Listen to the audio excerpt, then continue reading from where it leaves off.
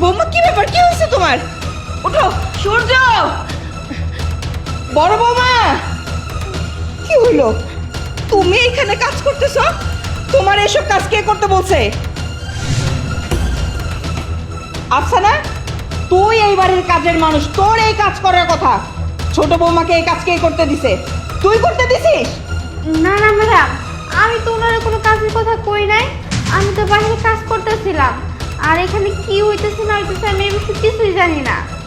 বুঝতে পারছি, তার মানে তোরা দুজনে এই বাড়িতে আছিস, তোরাই বলছিস ছোট বৌমাকে এই কাজ করার জন্য, না? কেন বলছিস বল? মা, তুমি আমাকে সন্দেহ করছো? মা, এ তুমি কি বলছো? আমি কেন কাজের কথা বলবো? তুমি দেখোই তো আমি সারাক্ষণ কত ব্যস্ত থাকি, আমি ওকে কাজের কথা বলিনি। হ্যাঁ মা, ও তো ঠিকই বলেছে। ও কেন অথকে কাজ করতে বলবে, আর আমি বা কেন অথকে কাজ করতে বলবো? আমি তো জানি অথ প্রেগনেন্ট, ওর এই সময় রেস্টের দরকার। ওকে কাজ করতে গিয়ে আমি বলবো? আপনি বলেন মা।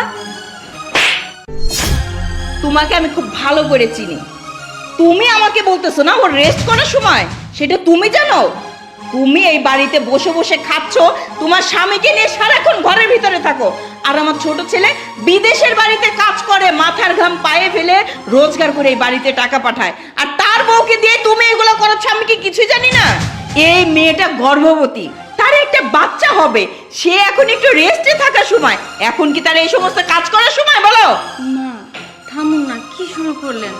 সবাই মিলে যদি বাড়ির মধ্যে এত চিল্লাপাল্লা করেন তাহলে তো বাড়ি থেকে অশান্তি কখনোই দূর হবে না। বাদ দিন না। বৌমা, আর কত বাদ দিতে বলবে বলো? আমি যখন বাড়িতে থাকি, তোমার সামনে থাকি, তখনই তুমি একটু রেস্ট নাও। তাছাড়া আমি একটু চোখের আড়াল হলেই ও তোমাকে চায়ের অর্ডার দেয়, সে তোমাকে রান্না করার অর্ডার দেয়, এই বাড়ির সমস্ত কাম তোমাকে দিয়ে করায়। আচ্ছা মা, তোমার বয়স কম, তারপরে একটা বাচ্চা পেটে, এই সময় যদি তুমি এত কাজ কাম করো, হঠাৎ যদি অসুস্থ হয়ে যায়, তোমার কথা নয় বাদই দিলাম, এই যে আমার বংশধর, আমার নাতি নাতকুর আসতেছে তোমার মাধ্যমে, আমার নাতি নাতকুরের যদি কোনো ক্ষয়ক্ষতি হয়, এটার জন্য দায়ভার কে নিবে? তুমি নিবা না, এই দায়ভার নিতে হবে এদের।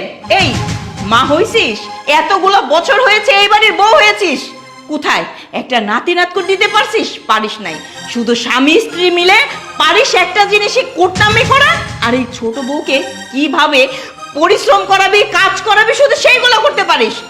আমার ছোট ছেলেটা কত কষ্ট করে এই বাড়ির জন্য, এই বাড়ির মানুষগুলোর জন্য কত পরিশ্রম করে টাকা পাঠায়, সেই চিন্তাটাও তো করিস না। বুঝতে পেরেছি, বুঝতে পেরেছি। এখনো তুমি আমাকে পছন্দ করবেই না, কারণ তোমার ছেলে প্রবাসে থাকে, ওখান থেকে অনেক অনেক টাকা পাঠায়, তোমার নামে ডলার পাঠায়, তাই না মা? তুমি ছেলের লাইন টানবেই। আমি তোমার কাছে এখন ভালো না, ও প্রবাসে কষ্ট করে, আমি কি দেশে বসে থাকি? আমি সংসারটা চালাচ্ছি, কত কষ্ট করে চালাচ্ছি, হাটে বাজারে কত কষ্ট করতেছি, সে কি তোমার মনে আছে? খেয়াল আছে? পরিশ্রম করিস না, কষ্ট করিস, নিজের বউয়ের মাথার তেল সাবান সেটা কিনার যোগ্যতাও তো তোর নেই, সেটাও আমার ছোট ছেলের টাকায় হয়, তারপরে তুই বড় বড় গলায় কথা বলিস না? মা কি শুরু করলেন আপনারা বলুন তো? বাদ দিন না এখন এসব। বুঝলাম না হয় ভাইজান এখন কোনো কাজ কাম করে না। আমার স্বামী বিদেশ থেকে যত টাকা পাঠায় সেই টাকাগুলো দিয়ে আমাদের সংসার চলে, সবার হাত খরচ চলে। ভাইজান আমি বলছিলাম কি, এবার একটু শান্তি দেন না আমাদের। এই বাড়িতে আমি শান্তি চাই, আমরা সবাই শান্তিতে থাকতে চাই।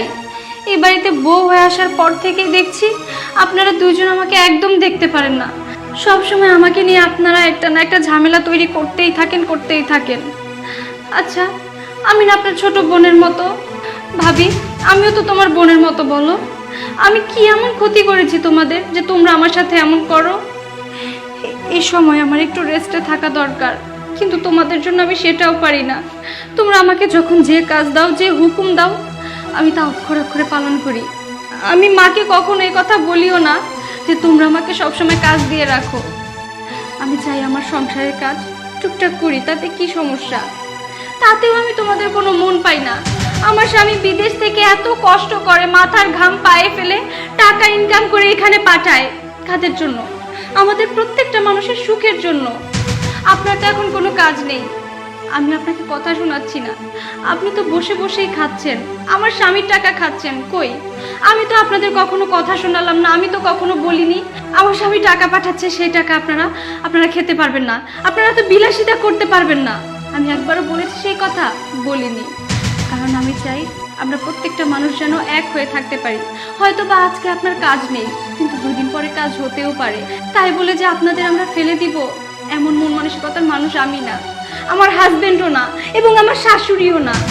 আমি শুধু চাই আমরা প্রত্যেকটা মানুষ একটু ভালো থাকি, সুখে থাকি। আর মা, আপনাকেও বলি, আর ঝামেলা করবেন না।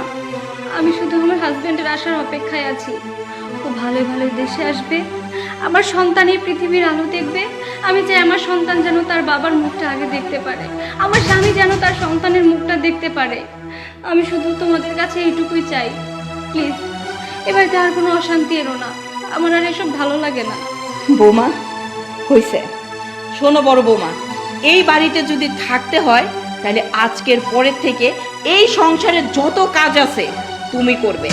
শোনো, আমার নাতি নাতকুর যতদিন এই পৃথিবীর আলো না দেখবে, আমার ছোট বৌমা সুস্থ না হবে, ততদিন পর্যন্ত এই বাড়ির একটা কাজও করবে না।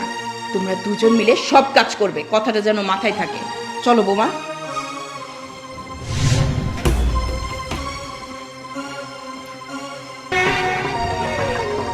গেল তো, আমার আমও গেল, ছাড়াও গেল। এখন বাড়ির সব কাজ আমাকেই করতে হবে। চাপেই তো, বেশি বুদ্ধিমান না, এই জন্যই অবস্থা। চল